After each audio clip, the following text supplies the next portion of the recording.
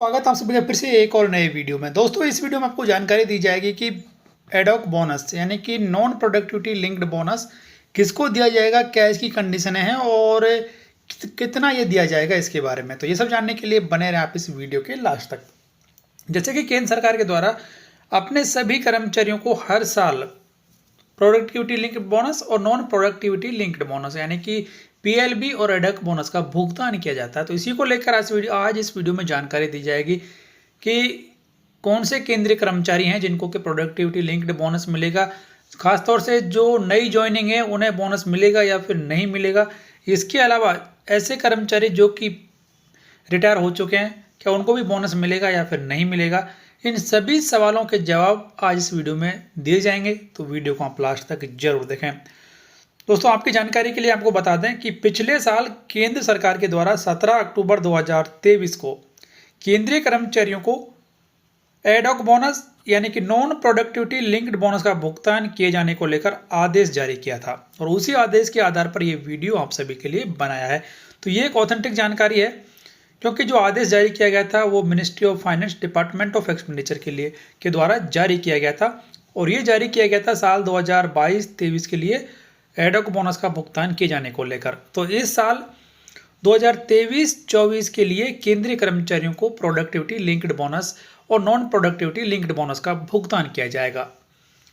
तो जैसे कि त्यौहार का सीजन शुरू हो चुका है, तो जल्द ही इसका भुगतान भी कर्मचारियों को किया जाएगा और उम्मीद की जा रही है कि 25 सितंबर को होने वाली केंद्रीय कैबिनेट की बैठक में इस पर बड़ा फैसला लिया जा सकता है। तो अब यहाँ पर जान लेते हैं कि प्रोडक्टिविटी लिंक्ड बोनस किसको दिया जाएगा और किसको नहीं दिया जाएगा उसके बारे में।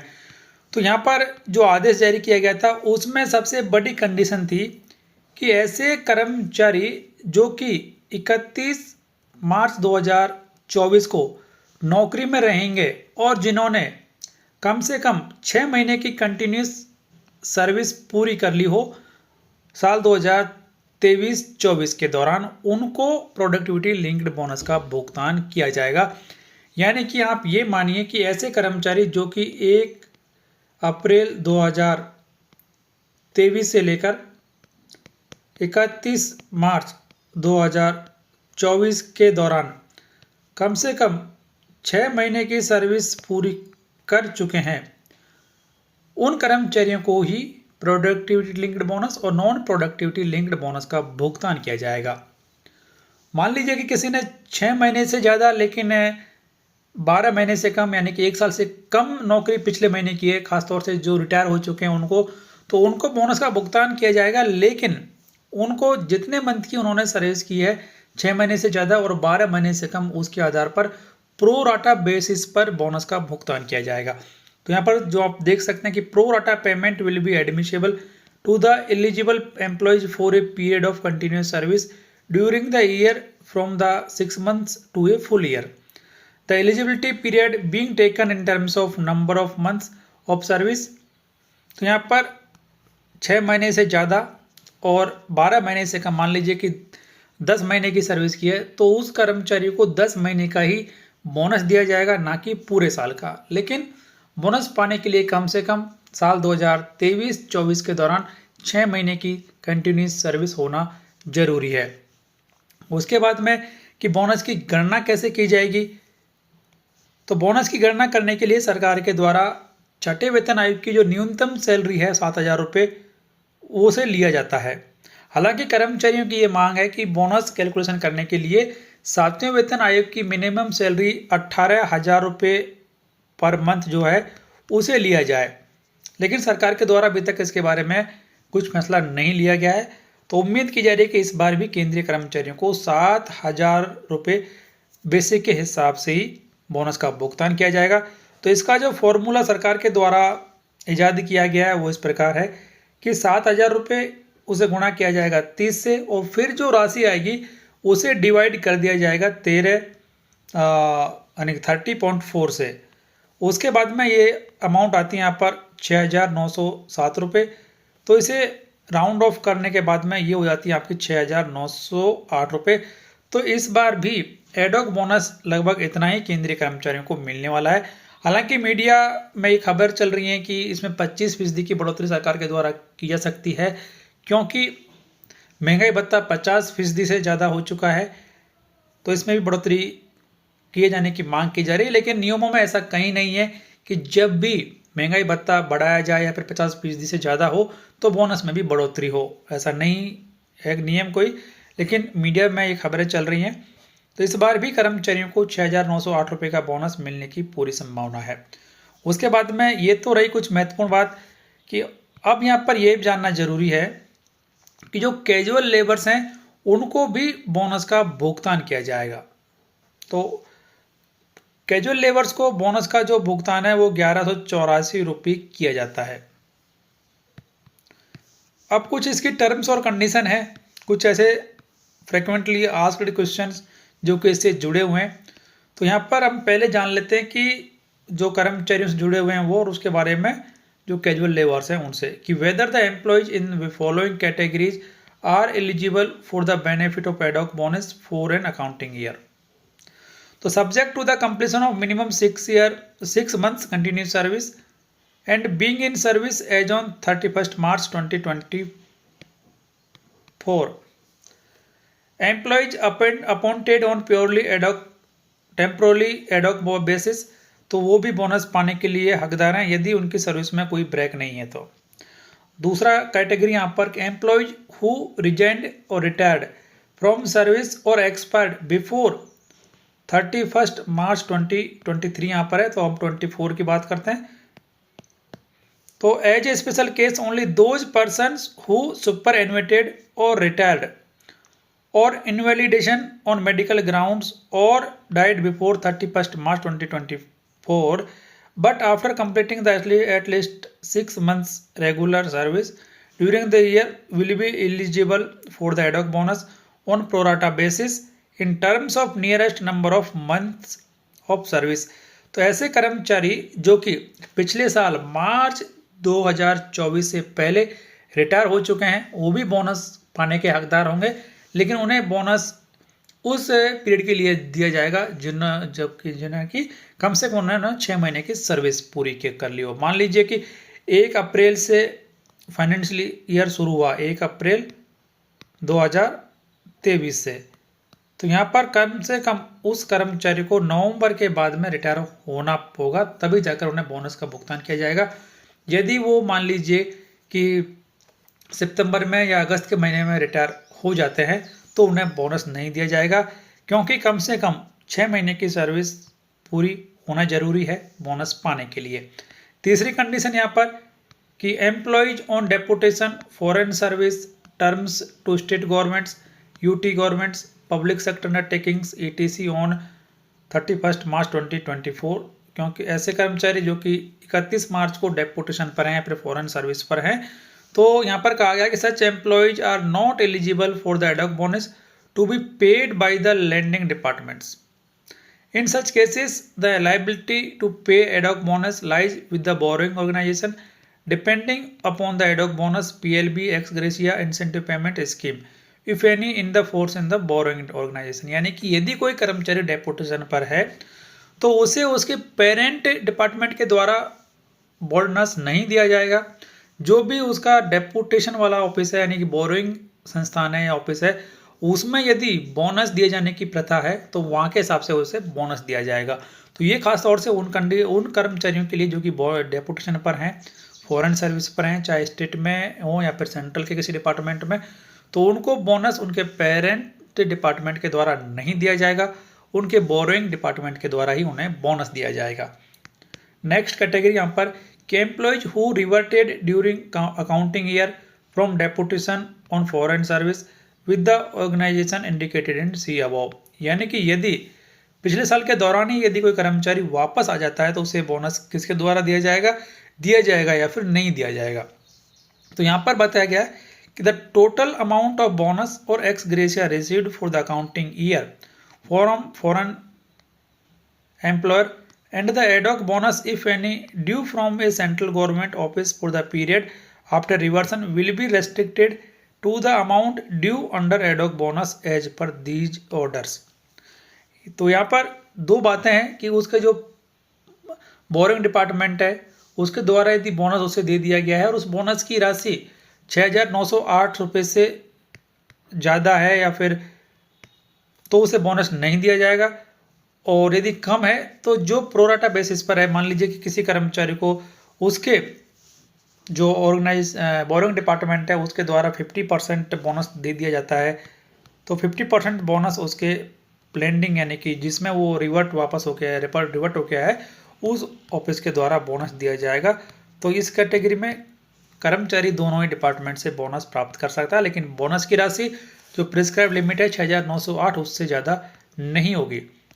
अगली कंडीशन यहाँ पर कि एम्प्लॉयज फ्रॉम स्टेट गवर्नमेंट्स और UT administration public sector undertakings on reverse deputation to the central government.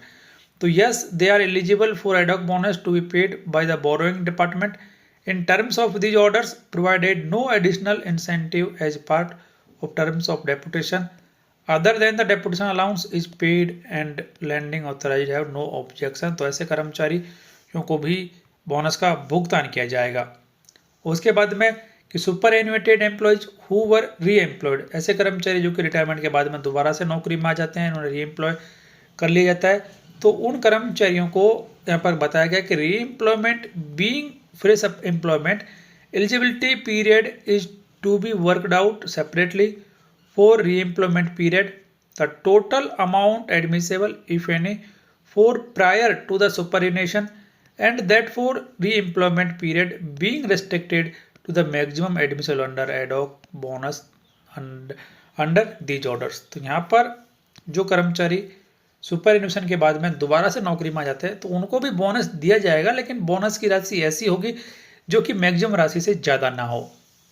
अगली कैटेगरी कि एम्प्लॉयज ऑन हाफ पे लीव, एक्स्ट्रा ऑर्डिनरी लीव और leave not due study leave at any time during the counting year. तो ऐसे कर्मचारी जो कि half पे लीव पर हैं, एक EXOL पर हैं, लीव नॉट ड्यू पर हैं, स्टडी लीव पर हैं, तो उन्हें बोनस दिया जाएगा या फिर नहीं दिया जाएगा। तो यहाँ पर बताया गया है कि except in the case of leave without pay the period of leave of other kinds will be included for the purpose of working out eligibility period. The period of EXOL dies non will be excluded from the eligibility period but will not count as a break in service for the purpose of ad hoc bonus. तो यहाँ पर कर्मचारी के लिए ये कहा गया कि जो कर्मचारी ऐसे कंडीशन में है उनके मामलों में EXOL डाइसनॉन का जो पीरियड है उस पीरियड को मिनिमम एलिजिबिलिटी पीरियड में काउंट नहीं किया जाएगा। मान लीजिए कि कोई कर्मचारी पिछले साल 12 महीने के दौरान यदि वो कर्मचारी 3 महीने EOL पर है या फिर वो डाइसनॉन पर है तो उस कर्मचारी को सिर्फ 9 महीने का ही बोनस दिया जाएगा। 3 महीने का जो EXOL और डाइसनॉन पीरियड है उसे बोनस की एलिजिबिलिटी पीरियड से डिडक्ट कर दिया जाएगा। तो ऐसे मामलों में कर्मचारी को बोनस सिर्फ 9 महीने का दिया जाएगा और स्टडी लीव के लिए कर्मचारी को पूरा बोनस यहाँ पर दिया जाएगा। यदि वो कर्मचारी स्टडी लीव पर है, हाफ पे लीव पर है, तो ऐसे कर्मचारियों को पूरा बोनस यहाँ पर दिया जाएगा। उसके मामलों में किसी प्रकार की कमी नहीं की जाएगी। Employees under superannuation at any time during the accounting year. Employees under suspension at any time during the year, यानी कि जो कर्मचारी पिछले साल के दौरान सस्पेंशन पर रहे हैं तो उनके लिए कहा गया है कि subsistence allowance given to an employee under suspension for a period in accounting year cannot be treated as emoluments. Such an employee become eligible for the benefit of ad hoc bonus if and when reinstated with benefit of emoluments for the period of suspension, and in other cases such period will be excluded for the purpose of eligibility as in the case of employees on leave without pay। तो यहाँ पर ये कहा गया है कि जो कर्मचारी सस्पेंशन के पर हैं उन कर्मचारियों को उस पीरियड के लिए बोनस का भुगतान नहीं किया जाएगा, क्योंकि कर्मचारी को सस्पेंशन के दौरान जो सबसिस्टेंस अलाउंस मिलता है उसे किसी भी काम के लिए एम्यूलमेंट्स में कंसिडर नहीं किया जाता है। इसके लिए वो कर्मचारी को बोनस नहीं दिया जाएगा। लेकिन ये मान लीजिए कि उस कर्मचारी को दोबारा से बहाल कर दिया जाता है और उस कर्मचारी को सारे बेनिफिट्स दे दिए जाते हैं, तो ऐसे मामले में उस कर्मचारी को पूरा बोनस दिया जाएगा। तो हो सकता है कि ऐसे मामलों में कर्मचारी को कुछ समय के बाद में बहाल किया जाए, तब भी यदि बहाल होने के बाद में उस कर्मचारी को सारे बेनिफिट्स यानी कि सैलरी वगैरह दे दी जाती है, तो उस कर्मचारी को बोनस भी दिया जाएगा। अगली कंडीशन यहाँ पर कि employees transferred from one ministry departments office covered by ad hoc bonus orders to another within the government of India or a union territory covered by ad hoc bonus under and vice orders under vice versa, यानी कि जिस कर्मचारी को ऐसे office में transfer कर दिया जाता है जहां पर दोनों में ही बोनस का प्रावधान है, तो उस कंडीशन में कर्मचारी को बोनस दिया जाएगा, इसमें कोई बड़ी बात नहीं है। और उसके बाद में नेक्स्ट यहाँ पर आता है कि employees who are transferred from a government department covered by ad hoc bonus orders to a government department covered by productivity linked bonus scheme और वाइस वर्सा। ये यहाँ पर महत्वपूर्ण है कि ऐसे कर्मचारी जिनको कि पहले तो एड हॉक बोनस मिलता है और उसको फिर पीएलबी वाले डिपार्टमेंट में ट्रांसफ़र कर दिया जाता है, या फिर इससे इधर आ जाता है, या फिर यहाँ से यहाँ चला जाता है कि एड हॉक बोनस वाले से पीएलबी वाले में आ जाता है, या फिर पीएलबी से नॉन एड हॉक वाले बोनस वाले डिपार्टमेंट में यदि कर्मचारी का आ जाता है, तो ऐसे मामलों में क्या होगा। तो यहाँ पर बताएगा कि they will be paid what would have been paid on the basis of emoluments in ad hoc bonus cover department for the entire year less the amount due as productivity linked bonus. The amount so calculated may be paid by the department where he was working on 31st March 2024 and or at the time of payment। तो ऐसे कर्मचारी को bonus दिया जाएगा। Bonus उसे दिया जाएगा, यहाँ पर देख सकते हैं कि they may be paid what they have been paid on the basis of emoluments in the ad hoc bonus cover departments for the entire year less the amount due as productivity linked bonus. तो यहाँ पर यदि मान लीजिए किसी कर्मचारी को productivity linked bonus 18,000 रुपये मिलना है, तो उस कर्मचारी को जब बोनस दिया जाएगा तो जो नॉन प्रोडक्टिविटी लिंक्ड बोनस है मान लीजिए 6,000 रुपये है, तो ये माइनस करने के बाद में आपको 12,000 रुपये का जो बोनस है वो दिया जाएगा अपने डिपार्टमेंट के द्वारा। Part time employees engage on nominal fixed payment, तो उनको यहाँ पर बोनस नहीं दिया जाएगा। तो ये कुछ ऐसी कंडीशन है प्रोडक्टिविटी लिंक्ड बोनस को लेकर जो कि हर कर्मचारी के लिए फ़ायदेमंद है। तो दोस्तों फिलहाल इस वीडियो में इतना ही। उम्मीद करते हैं जानकारी कुछ आपके फ़ायदे की रही होगी, तो प्लीज़ वीडियो को लाइक और शेयर कर दें, चैनल सब्सक्राइब कर बेल आइकन प्रेस कर लें हर एक यूजफुल अपडेट सबसे पहले देखने के लिए।